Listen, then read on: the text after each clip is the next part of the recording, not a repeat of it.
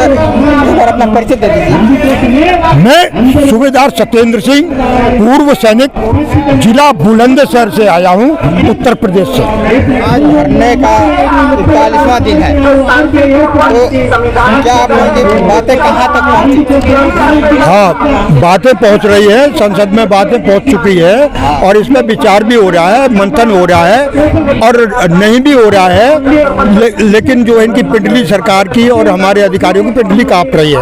अब तो कई रिपोर्टें आ गई है, जो हमारे पॉइंट है इनमें से, जैसे हमारे डिसेबिलिटी का पॉइंट है, जनरल साहब का कोर्ट मार्शल हो रहा है, पूरा देश में फैल गया है, बहुत भेदें खुलना शुरू हो गया है और सारे भेद खुल के रहेंगे। जो हमारे साथ में छल कपट किया है वो सब जो है आगे आएंगे और हमारी जीत होगी और सरकार को भी बात हमारा मानना पड़ेगा।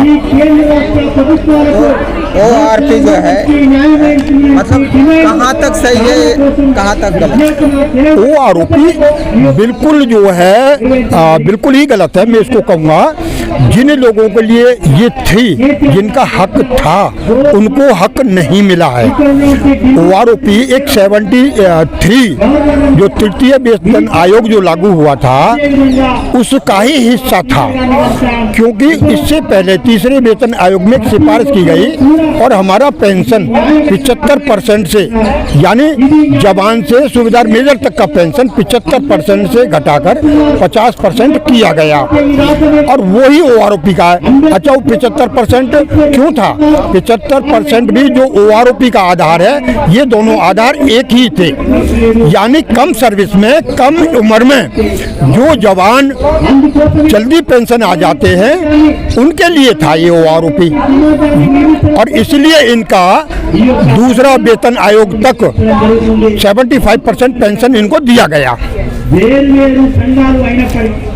लेकिन इसका हो उल्टा गया, जो 3% लोग थे वो 70% हिस्सा मार गए और जो 70% को सिर्फ 3% में गुजारा करना पड़ा है। बहुत बड़ा अत्याचार हुआ है। सरकार ने कोई कमी नहीं छोड़ी, लेकिन सरकार की गलती तो है, कमी नहीं छोड़ी। सरकार ORP 1 में सरकार ने 42,700 करोड़ रुपया दिया, ORP 2 में 23,638 करोड़ रुपया दिया। तो सरकार की तरफ से ये तो नहीं है, लेकिन ये भी तो सरकार को देखना था कि ये पैसा जा कहाँ रहा है, ये सही जगह पर जा रहा है या नहीं जा रहा है। और आदरणीय मोदी जी से तो हमें कभी उम्मीद नहीं थी कि जो है ऐसा भी घोटाला, कोई ऐसा गदर हो सकता है। ये हमारे साथ छल हुआ है, बहुत बड़ा धोखा हुआ है, हमारी पीठ पर छोड़ा। अच्छा, ये बात देखो, हमारे कंधों पर बंदूक रखी, संख्या बल हमारा दिखाया और सरकार को गुमराह करके उल्लू अपना सीधा कर लिया। हमारे पेट पे, हमारे पीठ में छुरा भोंका गया और सब काम अपना कर लिया। अफसरों ने किया है ये? जी हाँ, ये वरिष्ठ अफसरों की साजिश है, उन्होंने ही किया और कौन करेगा। हम लोग तो जाते नहीं, हमारे को तो ये भी पता नहीं था कि हो क्या रहा है। हम किस लिए बोल रहे हैं उनका, क्योंकि बाहर स्टेज पर वो आते थे, संख्या बल हम आता था, एक जनरल साहब या एक आदमी आता था, एक अफसर आता था 1 घंटे के लिए, दूसरा 2 घंटे बाद के लिए आ जाता था, ऐसे बदलते रहते थे ये। लेकिन हम तो परमानेंट रहते थे, भर भर बसें आती थी हमारी। तो ये बोलते थे हमारा जवान के हाथ में कटोरा है, सरकार ने कटोरा दे दिया, हमारा देश जो गरीब है। लेकिन उसका फायदा जब ये ORP 1 आया तब पता लगा कि हमारा तो छल हो गया। लेकिन फिर सहनशील हैं, इतने शांति प्रिय हैं, इतने डिसिप्लिन्ड हैं, इतने अनुशासित हैं हम लोग कि हमने कभी आज तक जो है 75 साल से बिल्कुल शांत बैठे हुए हैं और बार बार हमको ठगा गया है, हमारी पीठ में छुरा भोंका गया है, हमारे साथ छल हुआ है, लेकिन हमने कभी जो है अनुशासन नहीं तोड़ा है। आप कहाँ से आए? मैं एक्चुअली केरला से आया हूँ, सूबेदार मेजर प्रसन्न बिल्लाई। मैं आए हुए काफ़ी दिन हो गया, तो यहाँ मैं रहता हूँ, इसी वजह से मैं जंतर मंतर में ज़्यादातर आता रहता है। तो यहाँ पे अभी जो मीटिंग हुई, उस मीटिंग के अनुसार जितेंद्र साहब ने जो कहा है वो ORP 1 और 2 के बारे में बहुत कुछ बता दिया उन्होंने।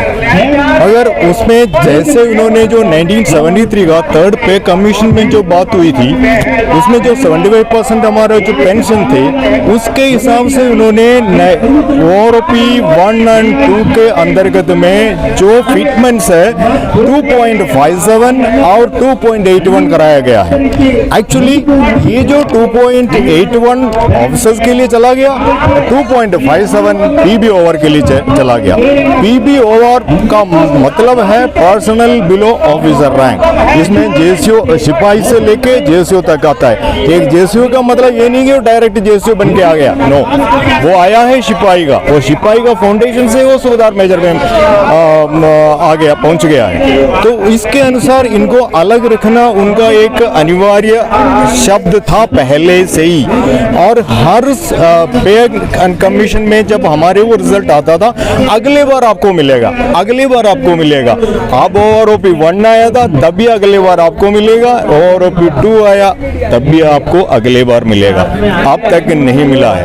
जो 2.81 2.51 का डिफरेंट किसी को नहीं पता, अभी गवर्नमेंट को पता लग गया है, वो उनका कार्रवाई कर रहे हैं, हम उनके ऊपर निर्भर है। और मैं ये कहना चाहता हूँ, जैसा मिलिट्री सर्विस पेमेंट जो MSP होती है, वो MSP ऑफिसर्स को 15,500 मिल रहा है और जवान को सिर्फ 5200 मिल रहा है।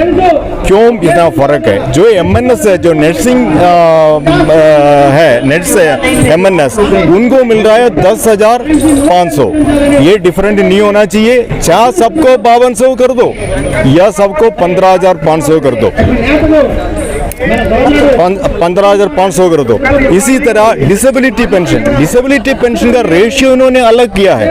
जैसे एक ऑफिसर को गोली लग गया और एक सिपाही को गोली लग गया, उसको 5,000 के आसपास में और उनको 30,000 के आसपास में। कहीं ना कहीं भेदभाव किया है, कहीं ना कहीं नहीं, पूरे का पूरा भेदभाव है। इवन अगर शुरू में अगर हमारा एडमिनिस्ट्रेशन के बारे में कहते जाऊं एसोसिएशन से, या हर जगह में कोई ना कोई फर्क है, क्योंकि सारे का सारा पावर हमारे इन ऑफिसर्स के हाथ में है।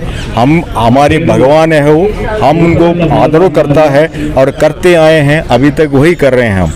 तो हमारे ये जो भेदभाव हुआ है, वो भेदभाव को हम हमारे अधिकारियों से फिर निवेदन है कि इसको कैसा न कैसा उसको बराबर किया जाए और जो भी फर्क है उसको शामिल किया जाए।